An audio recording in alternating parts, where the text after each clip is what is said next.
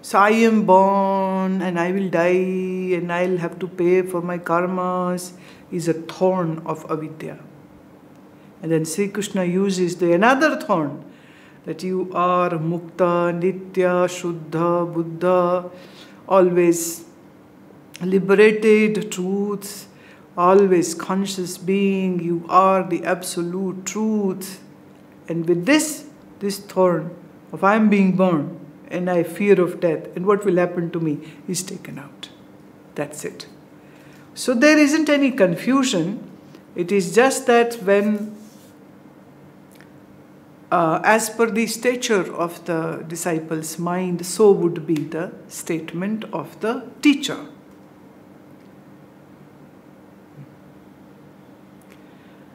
Ripan Sandhu has a question, please enlighten that what are Mahat and Tan-matra and being subtle and how are they related to the physical Panchabhuta? Mahat just means the supra-cosmic mind. Mahat means mind. One mind which you have is one unit, is the individual mind. And Mahat means the big mind, you can say like that. And from this big mind arises the Tan-matra. Tan-matra is the sight, sound, smell, etc. All these five, first they arise. And from them arises the sense of hearing, meaning the karana, sense of seeing, eyes, senses of smell, that's the grana, nose, the sense of taste.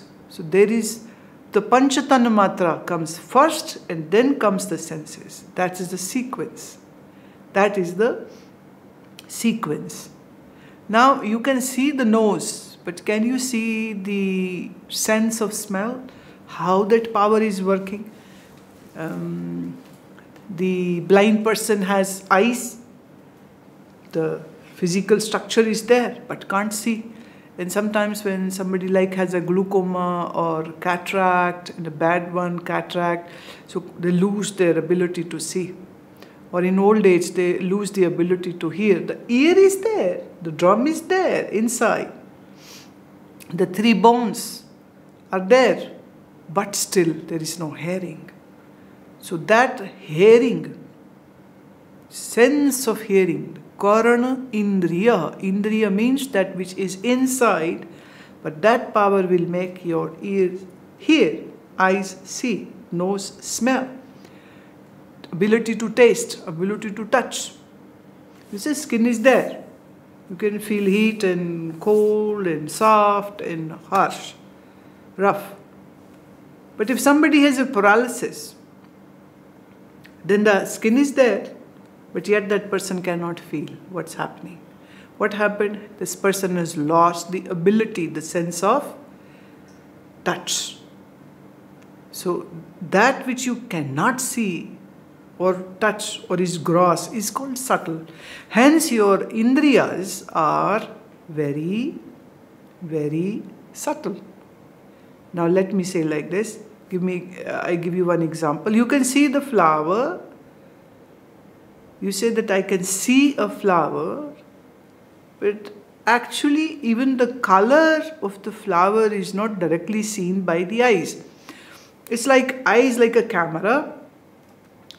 So the image which is outside gets reflected onto the lens of the eye. Through the optic nerve in the back of the head is the area in the brain where that image is created. So actually what you are seeing is that image, not the external flower. Same goes, there are sound vibrations outside, it goes into your ear canal. Over there is the auditory nerve which carries the nerve impulse to the brain, in the region of the brain where the sounds will be analyzed by the brain, and then you say, I heard this. That's why the confusion. And person says, I never said this. And you say, no, I heard this. I know you said it. And the person says, no, I didn't say this. I didn't mean this. I never said this. I just said this. All the fights are because of either wrong hearing or wrong interpretation of your hearing. But the hearing is very subtle. The system of hearing is very subtle. And how that sound wave travels from the source to your ear and from ear to the brain is again very subtle. So did you actually hear the sound? Or did you hear what you heard inside the brain? That's why the Jnani says, is the world existing outside your brain, or is it that the world is just existing in your brain? Are you seeing some external world, or is your brain just projecting this world outside? The physicist today is coming to this conclusion, which our scriptures, our shastras have always been talking about, that there is nothing actually outside. Whatever is there is right in your brain. So you are not seeing what's there. And what you see outside is also the projection of your brain, what you see. So there is actually nothing outside. And Bauddha Dharma says there is nothing outside, it's just shunyata, emptiness, and whatever is being perceived is actually a creation which was happening in a moment to moment, and it was dying moment to moment. So there is sheer emptiness outside. And deep down in your brain, if you see the neurons, and if we can dissect those neurons under a microscope, what will you find? Again, nothing. So there is nothing. So if somebody says there is nothing in your head, don't be angry that the person is insulting. The person is saying a very fundamental, phenomenal statement. There is nothing in your head. Okay, yes, I know that. Thank you very much. And there is nothing outside. It's just the projections of your mind. And these projections are very subtle. Very subtle. But they are coming out of Mahat. Mahat is mind. It's a mind which is projecting. So the mind is projecting, or we can say from the mind arose the Tan-matra, and from Tan-matra arose the senses, and from that we see all this world of name and form. And we think it is outside there. No, no, no, it's right here in your head. It's a huge thing, whole universe. I'm recalling one Swamiji once went to an optometrist, and he said, Swamiji, it seems your eyesight is weakening. And he said, can you tell me what you can see? And Swamiji said, I can see sun and moon and stars. I can see all the things. And how come you can say that my eyes are weakening? I can see everything, a mountain. I can see you and your clinic and everything and all the staff. And so he said, no, your eyes are weakening. Now we need to, give you the glasses. Another question from Neeraj Gagneja. Samskaras, the deep impressions in the unconscious mind, lead to vasanas. From vasanas, desires emerges which lead to sankalpa and finally actions. And on the contrary, a Jnani has no vasana, there's no desire for fruit of actions. What is the status of samskaras in a Jnani? Please explain. We can say that although everybody knows sky is not blue, but yet it looks blue. So that blueness of the sky is not a fundamental truth. It's just another illusion which has been created because there is sun in our stratosphere, but this whole cosmos is filled with the darkness. So this darkness and the light creates this illusion of sky being blue. Sky is neither blue and sky is neither dark, but at times its sky is dark and black, and at times the sky is blue, at times sky is filled with grey clouds. Now what is this whole drama? It's the drama of the light and the darkness in our eyes. Similarly, for a Jnani, the samskaras lose its potency. We have a very beautiful example.